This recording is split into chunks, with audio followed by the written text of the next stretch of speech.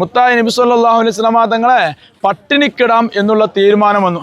അങ്ങനെ മുത്തനബി സല്ലല്ലാഹു അലൈഹി വസല്ലമ തങ്ങളെയും സ്വഹാബത്തിനെയും കൂടെ ഈ നാട് ബഹിഷ്കരിക്കുകയാണ്.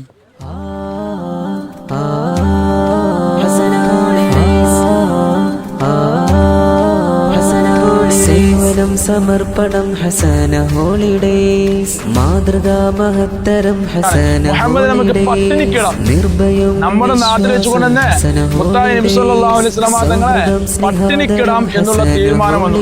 അങ്ങനെ മുത്തനബി സല്ലല്ലാഹു അലൈഹി വസല്ലമ തങ്ങളെയും സ്വഹാബത്തിനെയും കൂടെ ഈ നാട് ബഹിഷ്കരിക്കുകയാണ്. നമ്മൾ പറയുമ്പോൾ എന്താ അറിയോ, നമ്മുടെ മനസ്സിൽ ഹബീബിനെ ബഹിഷ്കരിക്കാന്ന് പറയുമ്പോൾ നമ്മുടെ മനസ്സിലെ റിയാലിറ്റി വരണം. ഹബീബിനെ ബഹിഷ്കരിക്കുന്ന സമയം നമ്മുടെ മനസ്സിൽ വേണട്ടാ.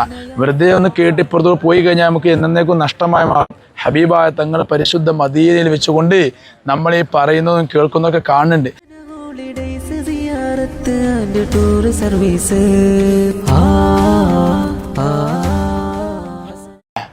മസ്ജിദുൽ ജിന്ന് എഴുതിച്ചിട്ടുണ്ടല്ലേ, അത് താഴെ ഇങ്ങനെ വന്ന ഖുൽ ഊഹിയ ഇലയ്യ അന്നഹു ഇസ്തമഅ നഫറും മിനൽ ജിന്ന്. ഇനി എല്ലാവരും ഉസ്താദിന്റെ മുസ്ലിയാരുടെ മുഖത്തേക്ക് നോക്കൂ. മറ്റേ എല്ലാവരും അങ്ങോട്ട് നോക്കി തന്നെ ഇടയ്ക്ക് നോക്കിക്കൊണ്ടേ. പിന്നെ ഹബീബായ മുത്തുനബി സല്ലല്ലാഹു അലൈഹി വസല്ലമ തങ്ങൾ നബിയു സഖലൈനിയാണ് എന്ന് പറഞ്ഞാൽ ഹബീബായ തങ്ങൾ നമുക്ക് മാത്രമല്ല നബി, ജിന്നുകൾക്കും കൂടെ നബിയാണ്.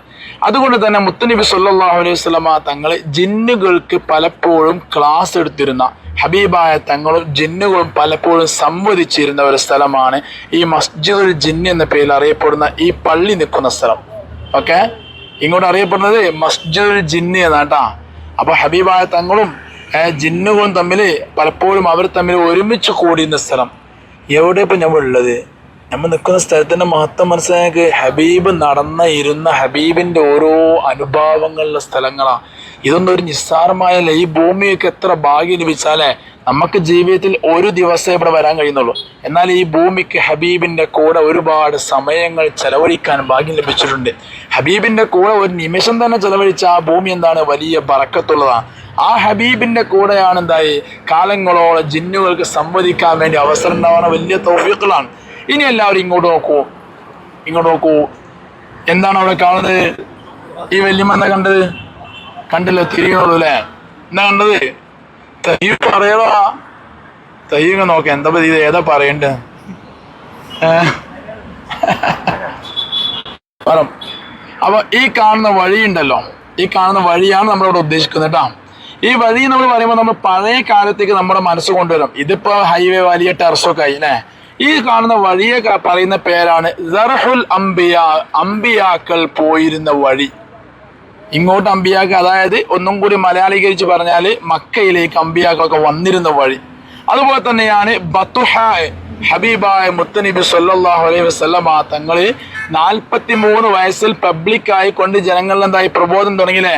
50-ാം വയസ്സിലായിരുന്നു ശിഹാബ് അബി ത്വാലിബ് മലഞ്ചെരുവ് കയറിയത്. 53 വയസ്സിലായിരുന്നു ഹബീബായ തങ്ങള് ജബൽ സൗറിലേക്ക് പോകുന്നത്, മക്കയിൽ നിന്നും മദീന ഹിജ്റ പോകുന്നത്.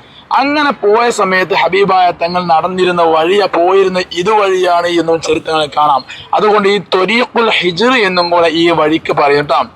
ഓക്കെ, മനസ്സിലായല്ലേ? അതുപോലെ തന്നെയാണ് ഹബീബായ മുത്തനബി സല്ലല്ലാഹു അലൈഹി വസല്ലമ തങ്ങൾ കുഞ്ഞായിരിക്കുമ്പോൾ തങ്ങൾ ഉപ്പാപ്പാനെ എന്തായി ഹലീമത്തു സഅദിയ റളിയല്ലാഹു അൻഹ മുലയൂട്ടാൻ കൊണ്ടുപോയി. നമുക്ക് കേട്ടല്ലേ, എല്ലാം ഓർമ്മയില്ലേ? അന്ന് ഹബീബിനെ കൊണ്ടുപോകാൻ വേണ്ടിയിട്ട് ഹലീമത്തു സഅദിയ എന്ന മഹദി അവർ വന്നത് ഈ വഴിയായിരുന്നു, വന്നത് കൊണ്ടുപോയതും ഈ വഴിയായിരുന്നു. ഹബീബായ തങ്ങൾ ചെറുപ്പത്തില് റുക്കാൽ ചന്ത എന്ന് പറയുന്ന ചന്തയിലേക്ക് പോയപ്പോൾ ഹബീബിനെ മറ്റു പല ഈ കണക്ക് നോക്കുന്നവരെ കണ്ട് ഇതിൽ നേതാവാകുമ്പോൾ കൊല്ലാൻ വന്ന സംഭവം പറയുന്നുണ്ട് ചരിത്രങ്ങൾ. അന്ന് തങ്ങൾ പാപ്പ റുക്കാൽ ചന്തയിലേക്ക് പോയതും എന്താണ്? ഈ കാണുന്ന വഴിയായിരുന്നു. അതുപോലെ തന്നെ ഹബീബായ മുത്തനബി സല്ലല്ലാഹു അലൈഹി വസല്ലമ തങ്ങൾ ഏറ്റവും കൂടുതൽ നടന്ന വഴിയാണ്. കാരണം എന്താ? ഖദീജ ഉമ്മ ഹബീബിന്റെ എല്ലാം അല്ലേ. ഇൻഷാ അല്ലാഹ് ഖദീജ ഉമ്മാനെ കുറിച്ച് ജന്നത്തുൽ മുഅല്ലിച്ച് പറയട്ടാം. ആ ഹബീബായ തങ്ങൾ ഖദീജ ഉമ്മാന്റെ അടുത്തേക്ക് എല്ലാപ്പോഴും പോകാൻ വേണ്ടി ഉപയോഗിച്ചിരുന്ന വഴിയും കൂടെ ഇതാണ്. അപ്പൊ നിങ്ങൾ ആലോചിച്ച് എന്താണ് ഇപ്പൊ ഈ വഴിന്റെ ഒരു മഹത്തല്ലേ? ആ വഴിയെല്ലാം നമുക്ക് അള്ളാഹു കാണാനുള്ള നമ്മുടെ കണ്ണിന് തൗഫീഖ്, അള്ളാഹു ഖബൂൽ ചെയ്യുമാറാവട്ടെ. നമ്മുടെ ഇരുത്തവും നടത്തവും എല്ലാം അള്ളാഹു സ്വീകരിക്കുമാറാവട്ടെ. ഇതുപോലെ പരിശുദ്ധ മക്കയിലെയും മദീനയിലും ഒരുപാട് ചരിത്ര സ്ഥലങ്ങൾ നടന്നുകൊണ്ട് കാണാൻ അള്ളാഹ് നമുക്കെല്ലാവർക്കും ആരോഗ്യം പ്രദാനം ചെയ്യുമാറാവട്ടെ. സുഹൃത്തെ, വീഡിയോ കണ്ടു കഴിഞ്ഞാൽ നിങ്ങളുടെ വിലയേറിയ അഭിപ്രായങ്ങൾ കമന്റ് ബോക്സിൽ അറിയിക്കുമെന്ന് പ്രതീക്ഷിക്കുന്നു. അതുപോലെ നിങ്ങളുടെ ഫാമിലി ഗ്രൂപ്പിലേക്ക് നമ്മുടെ വീഡിയോകൾ അയച്ചു കൊടുക്കണേ.